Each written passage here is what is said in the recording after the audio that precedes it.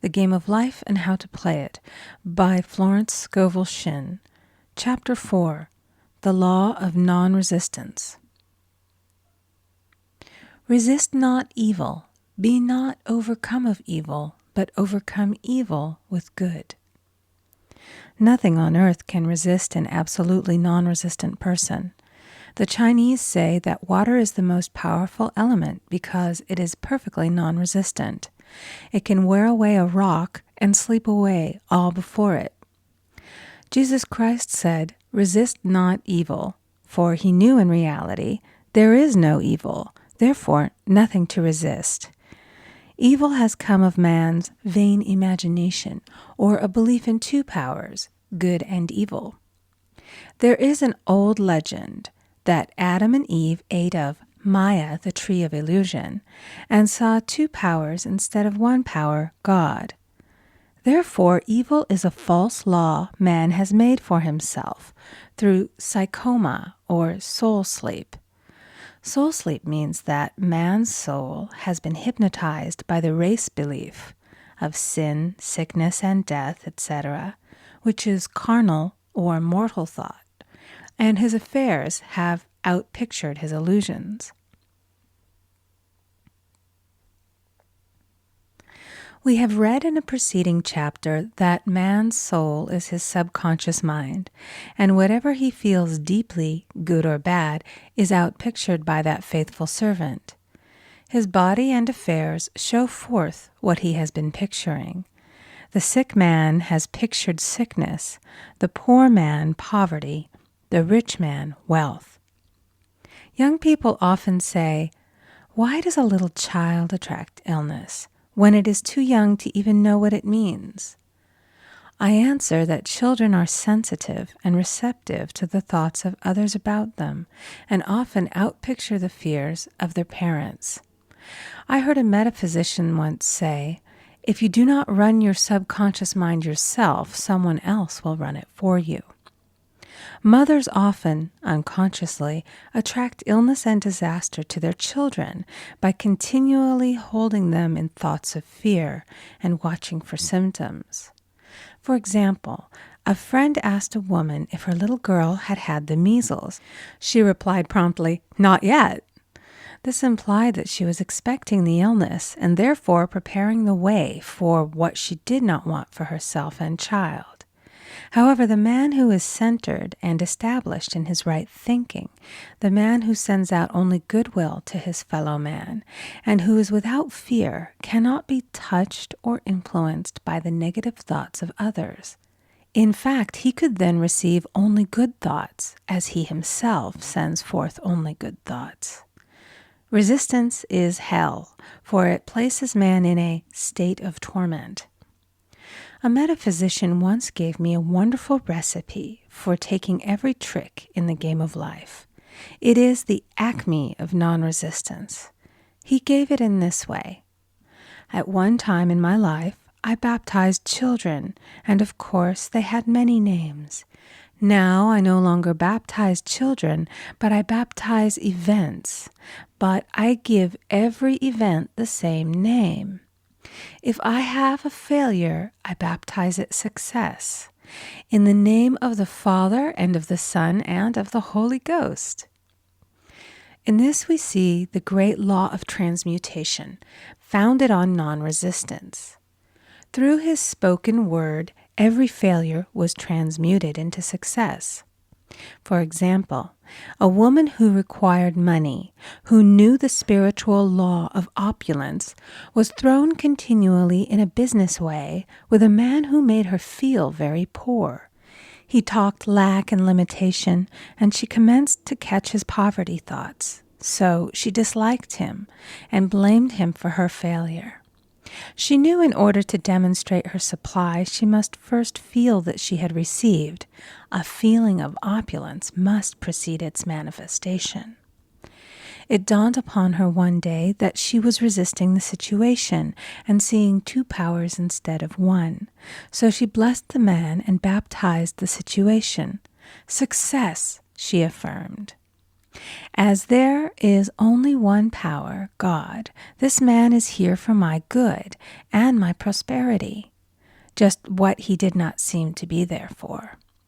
Soon after that, she met, through this man, a woman who gave her, for a service rendered, several $1,000s, and the man moved to a distant city and faded harmoniously from her life. Make the statement, every man is a golden link in the chain of my good, for all men are God in manifestation, awaiting the opportunity given by man himself to serve the divine plan of his life. Bless your enemy, and you rob him of his ammunition. His arrows will be transmuted into blessings. This law is true of nations as well as individuals. Bless a nation, send love and goodwill to every inhabitant, and it is robbed of its power to harm. Man can only get the right idea of non-resistance through spiritual understanding. My students have often said, I don't want to be a doormat. I reply, when you use non-resistance with wisdom, no one will ever be able to walk over you.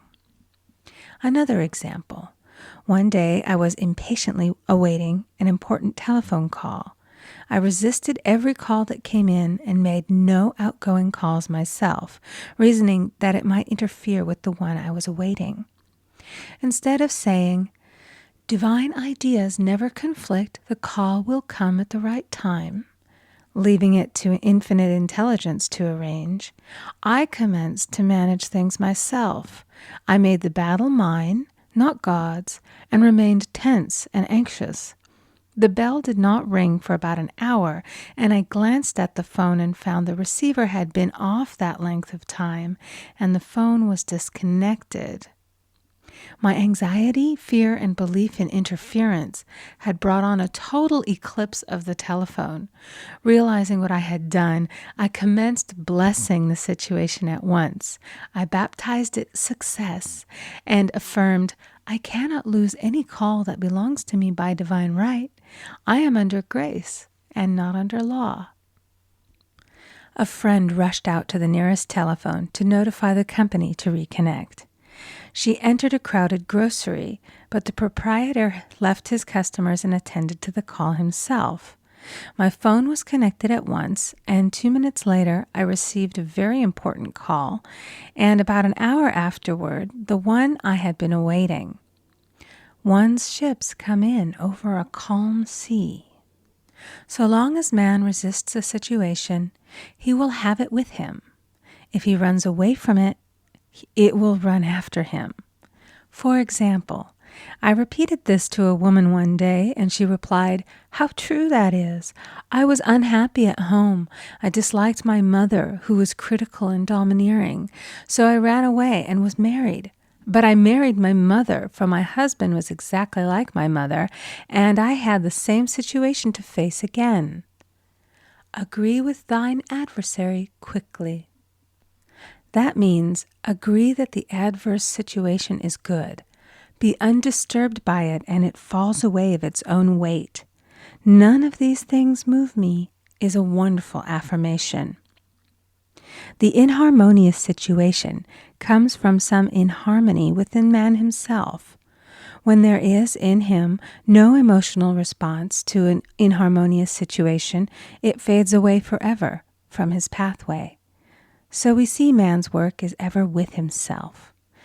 People have said to me, give treatments to change my husband or my brother. I reply, no, I will give treatments to change you. When you change, your husband and your brother will change. One of my students was in the habit of lying. I told her it was a failure method, and if she lied, she would be lied to. She replied, I don't care. I can't possibly get along without lying. One day she was speaking on the phone to a man with whom she was very much in love. She turned to me and said, I don't trust him. I know he's lying to me. I replied, well, you lie yourself, so someone has to lie to you, and you will be sure it will be just the person you want the truth of. Sometime after that I saw her, and she said, I'm cured of lying. I questioned, what cured you? She replied, "I've been living with a woman who lied worse than I did." One is often cured of his faults by seeing them in others. Life is a mirror, and we find only ourselves reflected in our associates. Living in the past is a failure method and a violation of spiritual law.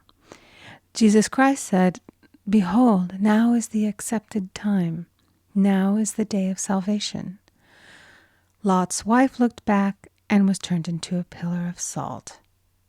The robbers of time are the past and the future. Man should bless the past and forget it, if it keeps him in bondage, and bless the future, knowing it has in store for him endless joys, but live fully in the now. For example, a woman came to me complaining that she had no money with which to buy Christmas gifts. She said, "Last year was so different. I had plenty of money and gave lovely presents, and this year I scarcely have a cent." I replied, "You will never demonstrate money while you are pathetic and live in the past. Live fully in the now and get ready to give Christmas presents. Dig your ditches and the money will come." She exclaimed, "I know what to do. I'll buy some tinsel, twine, Christmas seals, and wrapping paper." I replied, "Do that, and the presents will come and stick themselves to the Christmas seals." This, too, was showing financial fearlessness and faith in God, as the reasoning mind said, "Keep every cent you have, as you are not sure you will get any more." She bought her seals, paper, and twine, and a few days before Christmas received a gift of several $100s. Buying the seals and twine had impressed the subconscious with expectancy and opened the way for the manifestation of the money. She purchased all the presents in plenty of time. Man must live suspended in the moment. Look well, therefore, to this day. Such is the salutation of the dawn. He must be spiritually alert, ever waiting his leads, taking advantage of every opportunity. One day I said continually, silently, "Infinite Spirit, don't let me miss a trick." And something very important was told to me that evening. It is most necessary to begin the day with the right words. Make an affirmation immediately upon waking. For example, "Thy will be done this day. Today is a day of completion. I give thanks for this perfect day. Miracle shall follow miracle, and wonders shall never cease." Make this a habit, and one will see wonders and miracles come into his life. One morning I picked up a book and read, "Look with wonder at that which is before you." It seemed to be my message for the day, so I repeated it again and again. Look with wonder at that which is before you. At about noon, a large sum of money was given to me, which I had been desiring for a certain purpose. In the following chapter, I will give affirmations that I have found most effective. However, one should never use an affirmation unless it is absolutely satisfying and convincing to his own consciousness. And often, an affirmative is changed to suit different people. For example, the following has brought success to many. I have a wonderful work in a wonderful way. I give wonderful service for wonderful pay. I gave the first 2 lines to one of my students, and she added the last 2. It made a most powerful statement, as there should always be perfect payment for perfect service, and a rhyme sinks easily into the subconscious. She went about singing it aloud, and soon did receive wonderful work in a wonderful way, and gave wonderful service for wonderful pay. Another student, a businessman, took it and changed the word to business. He repeated, "I have a wonderful business in a wonderful way, and I give wonderful service for wonderful pay." That afternoon, he made a $41,000 deal, though there had been no activity in his affairs for months. Every affirmation must be carefully worded and completely cover the ground. For example, I knew a woman who was in great need and made a demand for work. She received a great deal of work, but was never paid anything. She now knows to add wonderful service for wonderful pay. It is man's divine right to have plenty, more than enough. His barns should be full, and his cup should flow over. This is God's idea for man, and when man breaks down the barriers of lack in his own consciousness, the golden age will be his, and every righteous desire of his heart fulfilled. End of chapter 4.